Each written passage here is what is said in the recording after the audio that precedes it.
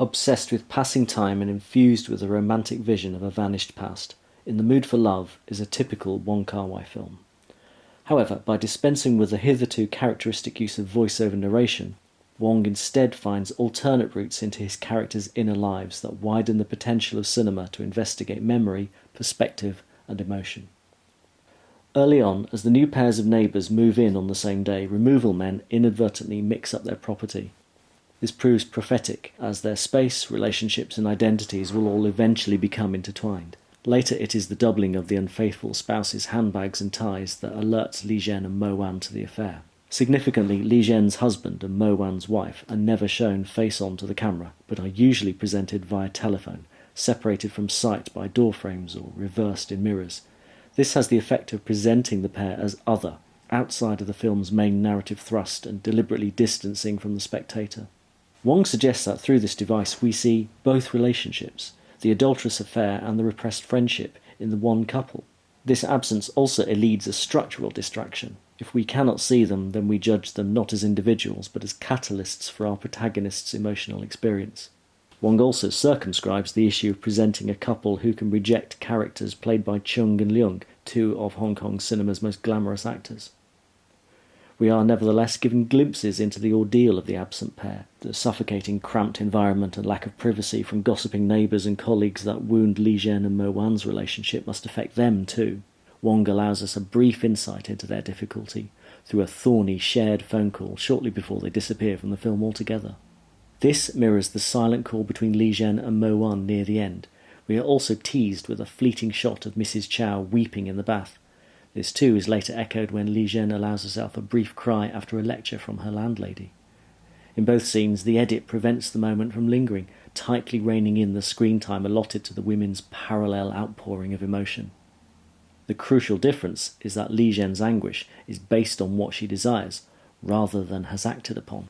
She experiences a simulacrum of the other woman's experience, resulting in genuine grief.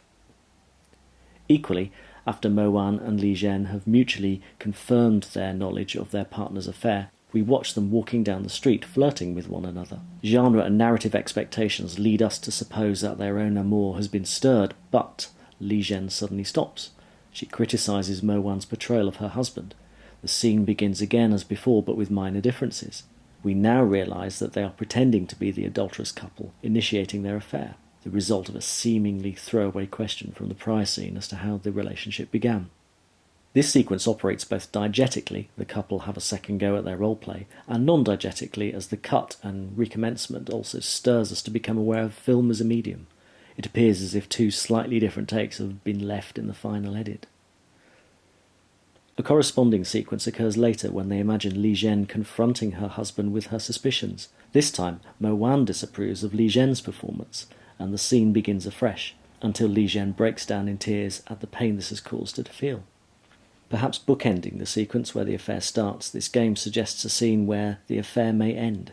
Later, she and Mo Wan rehearse their own imminent breakup on-screen before it actually happens off-screen. Now, typically, the imitation informs genuine emotion and replaces the actual event. Throughout, the couple are terrified of the gossip their seemingly chaste relationship will stir, though their genuinely adulterous spouses appear largely to avoid this. Likewise, Li Zhen's employer's own affair is ironically organised through Li Zhen's helpful diarising, acquisition of gifts, and advice on ties. Meanwhile, Mo Wan's boorish friend Ah Ping is unashamed of openly discussing his bad debts and visits to a brothel. Much of the disapproval Li Zhen and Mo Wan fear comes from within, further internalising the repression and anxiety of what others might say, rather than what they do say.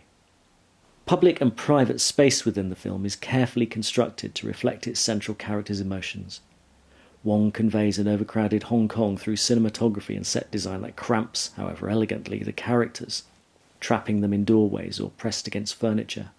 Maggie Cheung is squeezed into 22 different ornate Cheung Sams to play Li Zhen, lending her the air of a work of art, sculpted, desirable, unobtainable. Kui Meng Yang has noted the importance of costume in the shot where Li Zhen briefly faces her love rival, seen arriving from behind for a game of mahjong. Li Zhen's characteristic high neckline cheongsam contrasts with Mrs. Chow's westernised low-cut dress.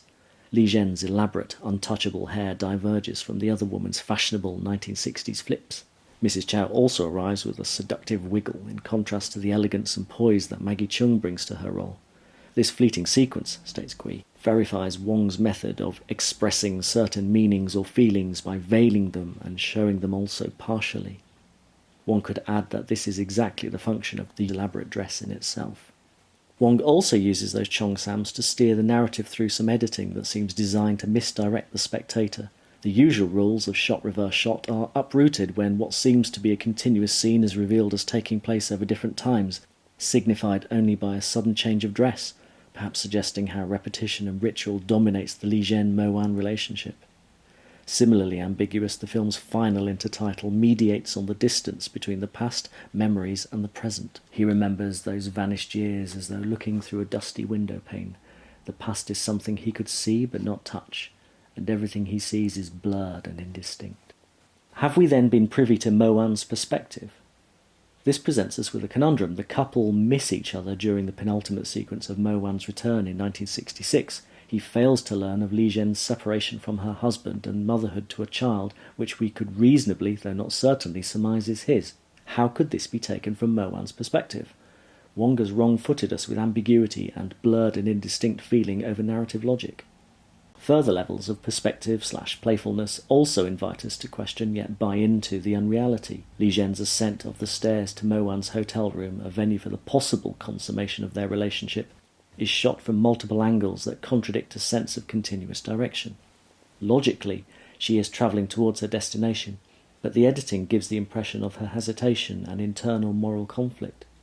Mo-Wan's closing of the door on her departure also brazenly signals the number 2046, alerting the spectator to the date of Hong Kong's absorption into mainland China, a Verfremdungseffekt that sits oddly in such a film steeped in emotion, stepping beyond the narrative to point forward to a key date in a future reality rather than a nostalgic past. A domestic audience would certainly note the significance.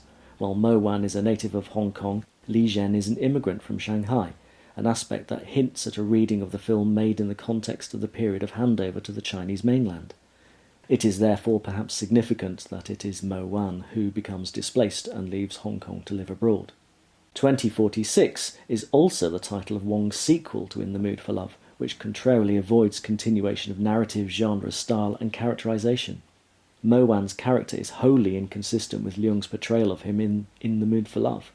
He is effectively an entirely different man, indistinct, albeit with the same name and memories. Looking backwards, Maggie Cheung's character is also a supposedly 10 years older version of her role in Days of Being Wild.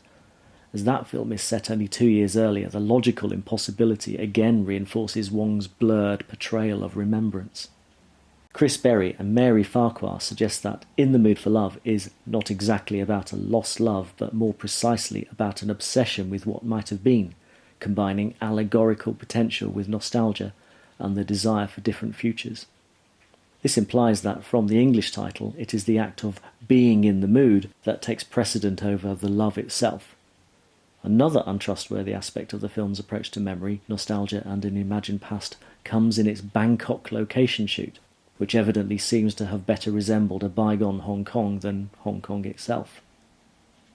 Whether concerning changing cultural identity or an individual, and therefore perhaps more universal, wider sense of a lost past, the film wallows in its carefully constructed sense of nostalgia, through lavish visual presentation, casting of beautiful actors, dreamy construction and lingering soundtrack.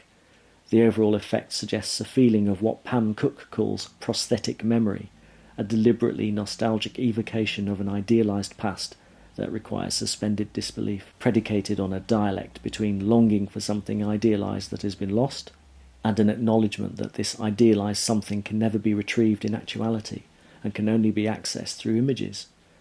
In the Mood for Love goes further by being a film that is not only conscious of this, but at pains to signal it to the spectator, national and international, becoming consciously self-reflective. The obsessive desire to recapture the past, accompanied by the knowledge that it cannot be retrieved, is at the heart of Wong's evocation of the diasporic experience of the displaced Chinese communities. Further complicating of our reading of the imaginary space of In the Mood for Love is the inclusion of deleted scenes placed outside of the body of the film on the DVD release. Their presence questions the nature of authenticity in cinematic narrative. Should we watch these scenes as missing episodes from what really happened? Most importantly, the consummation of the Mo-wan-Lee Zhen relationship that the standalone film leaves ambiguous? Or are these to be purely read as rejected ideas that exist wholly outside of the narrative? In the current era of the commercialisation of the director's cut, these questions are arguably facile, but perhaps worth considering in the context of a film so steeped in the values of subjectivity. Maggie Cheung Man-yuk and Tony Leung Chiu-wai as the role-playing Lee Zhen and Mo-wan become performers commenting on performance in a highly stylised, romanticised past. These two fine actors convey the complex emotions of the characters with absolute conviction, making them highly artificial yet utterly believable. In the Mood for Love stokes the intellect while pulling at the heartstrings. The unveiling of subjectivity in cinematic narrative has never been so sumptuously presented.